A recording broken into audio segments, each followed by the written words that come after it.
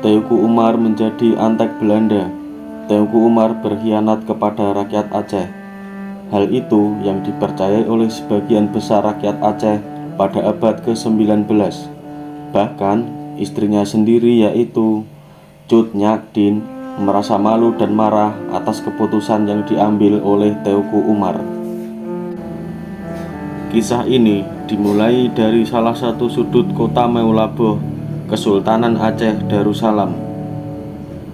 Di dalam kegelapan malam kota, tepatnya pada tahun 1854, telah lahir seorang pahlawan legendaris yang bernama Teuku Umar.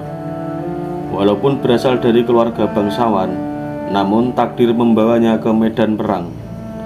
Sejak muda, semangat patriotiknya menyala dan dia bergabung dengan gerakan perlawanan melawan penjajah Belanda.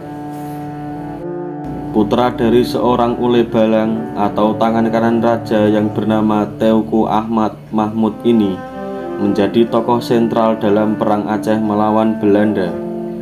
Setiap langkahnya dipenuhi dengan keberanian yang menginspirasi, dan setiap pertempuran menjadi babak baru dalam kisah kepahlawanannya. Teuku Umar adalah keturunan dari Datuk Makhudum Sati yang berasal dari Minangkabau.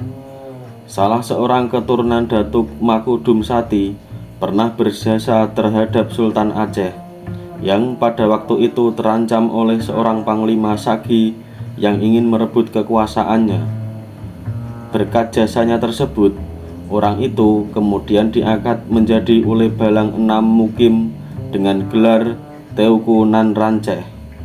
Teuku Nan Ranceh mempunyai 2 orang putra, yaitu Teuku Nanta Setia dan Teuku Ahmad Mahmud yang merupakan ayahanda dari Teuku Umar. Di dalam perang yang membawa penderitaan, Teuku Umar harus menghadapi kesedihan yang mendalam ketika kehilangan orang-orang yang dicintainya dalam pertempuran. Tetapi dia tidak pernah menyerah.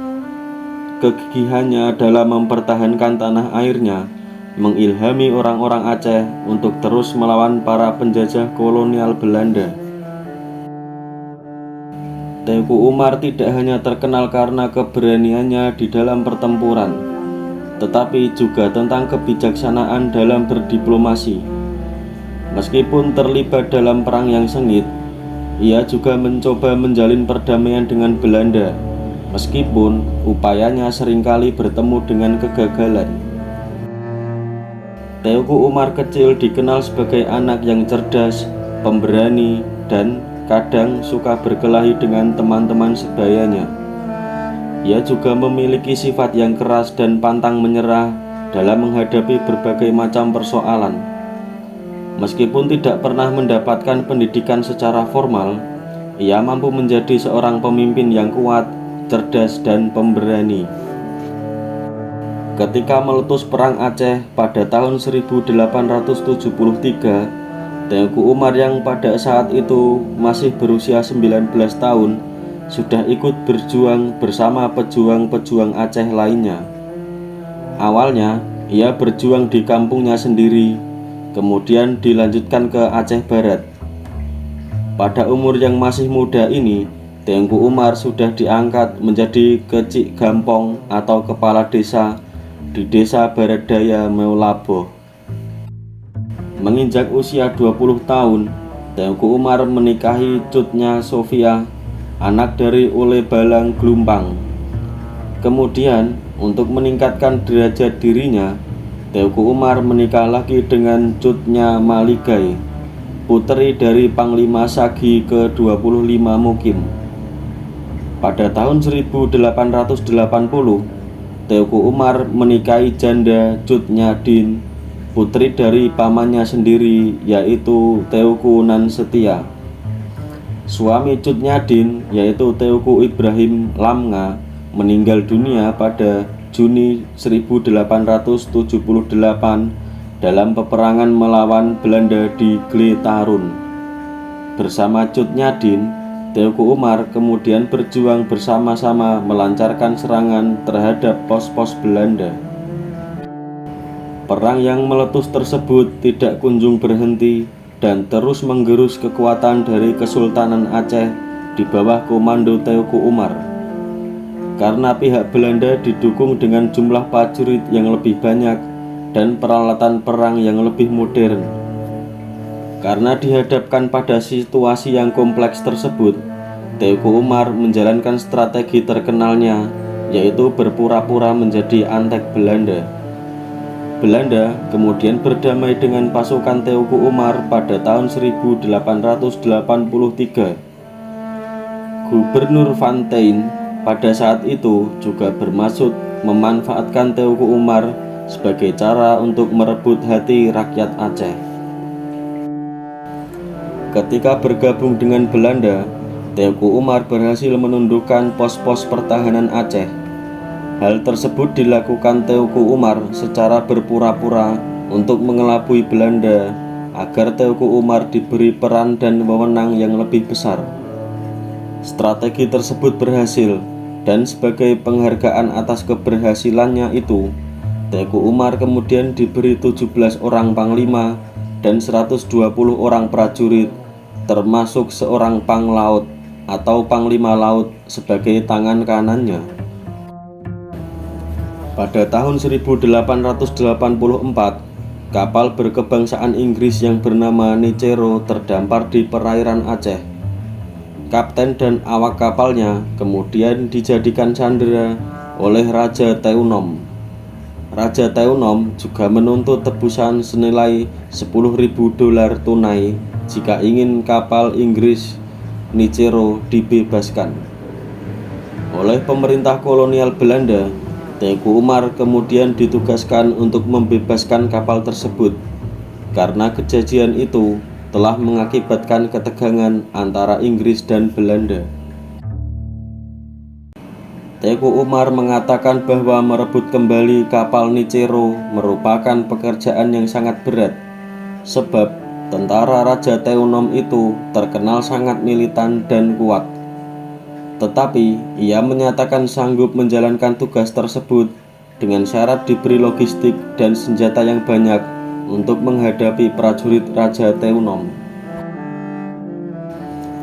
Setelah permintaannya dikabulkan oleh pemerintah Belanda, Teuku Umar pun segera berangkat dengan kapal Bencoolen ke Aceh Barat dengan membawa 32 orang tentara Belanda dan beberapa panglimanya. Tidak lama setelah itu, Belanda dikejutkan dengan berita semua tentara Belanda yang ikut menaiki kapal Bencoolen dibunuh di tengah laut oleh Teuku Umar dan para panglimanya. Seluruh senjata dan perlengkapan perang lainnya juga dirampas. Sejak itu, Teuku Umar kembali memihak pejuang Aceh untuk melawan Belanda. Teuku Umar juga menyarankan kepada Raja Teunom agar tidak mengurangi tuntutannya kepada pihak Inggris. Teuku Umar kemudian membagikan senjata hasil rampasan kepada tentara Aceh dan memimpin kembali perlawanan para pejuang Aceh. Teuku Umar berhasil merebut kembali daerah Namukim dari tangan Belanda. Nanta Setia, Cut Nyadin, dan Teuku Umar kembali ke daerah Namukim dan tinggal di Lampisang, Aceh Besar, yang juga menjadi markas bagi para pejuang Aceh. Perang kemudian berlanjut pada tahun 1891. Teuku Ciditiro dan Teuku Panglima Polem 8 Raja Kuala gugur dalam pertempuran. Belanda sebenarnya juga sangat kesulitan melawan pejuang Aceh karena biaya perang terlalu besar dan perang yang sangat lama. Teuku Umar sendiri merasakan bahwa perang ini sangat menyengsarakan rakyat Aceh. Rakyat tidak bisa bekerja sebagaimana biasanya. Para petani tidak bisa lagi mengerjakan sawah dan ladangnya. Teuku Umar pun mengubah taktik dengan cara menyerahkan diri kembali kepada Belanda. Kemudian pada bulan September 1893, Teuku Umar bersama 13 panglimanya menyerahkan diri kepada Gubernur Dijkerhof di Kutaraja untuk mendapatkan jaminan keselamatan dan pengampunan. Teuku Umar dihadiahi gelar Teuku Johan Pahlawan Panglima Besar Nederland. Sedangkan istrinya Cut Nyadin merasa bingung, malu, dan marah atas keputusan suaminya itu. Lambat laun, Teuku Umar mendapatkan kembali kepercayaan dari pihak Belanda. Pada suatu hari di Kampung Lampisang, Teuku Umar mengadakan pertemuan rahasia dengan para pemimpin pejuang Aceh untuk membicarakan rencana Teuku Umar kembali memihak Aceh dengan membawa lari semua senjata dan perlengkapan perang milik Belanda. Cut Nyadin kemudian sadar bahwa selama ini suaminya telah bersandiwara untuk mendapatkan keuntungan demi perjuangan Aceh. Bahkan, gaji yang diterima dari Belanda secara diam-diam juga digunakan untuk membantu para pejuang Aceh.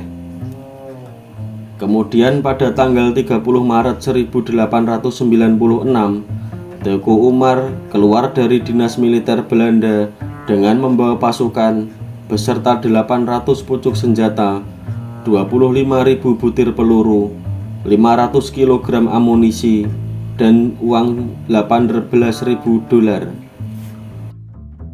Teuku Umar kemudian mengajak oleh balang yang lain untuk memerangi Belanda.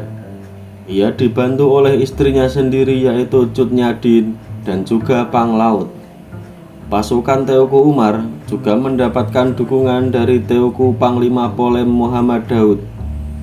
Dan untuk pertama kalinya dalam sejarah Perang Aceh, pada tahun 1896, tentara Aceh dipegang oleh satu komando, yaitu Komando Teuku Umar. Pada tanggal 1 April 1898, pasukan besar itu menyatakan sumpah setianya kepada Raja Aceh, Sultan Muhammad Daud Shah. Pada bulan Februari 1899, Jenderal Van Heut mendapat laporan dari mata-matanya mengenai kedatangan Teuku Umar di Meulaboh. Kemudian Jenderal Van Heut segera menempatkan pasukan yang sangat kuat untuk menghadapi pasukan Teuku Umar di perbatasan Meulaboh. Malam hari menjelang 11 Februari 1899, Teuku Umar dan pasukannya tiba di pinggiran kota Meulaboh. Pasukan Aceh sangat terkejut ketika pasukan Van Heut muncul dan sudah siap untuk melakukan penyerangan. Posisi pasukan Teuku Umar sangat tidak menguntungkan dan tidak mungkin untuk mundur. Satu-satunya jalan yang bisa dilakukan adalah dengan melawan balik pasukan Jenderal Van Heut. Karena tidak siap dengan serangan yang mendadak yang dilancarkan oleh pihak Van Heut, pasukan Teuku Umar mengalami kekalahan. Dan dalam pertempuran itu, Teuku Umar terkena timah panas dari pihak musuh yang menembus dadanya. Mendengar berita tentang kematian suaminya, Cut Nyadin menjadi sangat bersedih. Namun, bukan berarti perjuangan telah usai. Dengan gugurnya Teuku Umar, Cut Nyadin bertekad untuk meneruskan perjuangan suaminya untuk melawan Belanda. Ia pun mengambil alih komando perlawanan pejuang Aceh. Jenazah Teuku Umar kemudian dimakamkan di Masjid Kampung Mugo di hulu Sungai Meulaboh, Aceh Darussalam.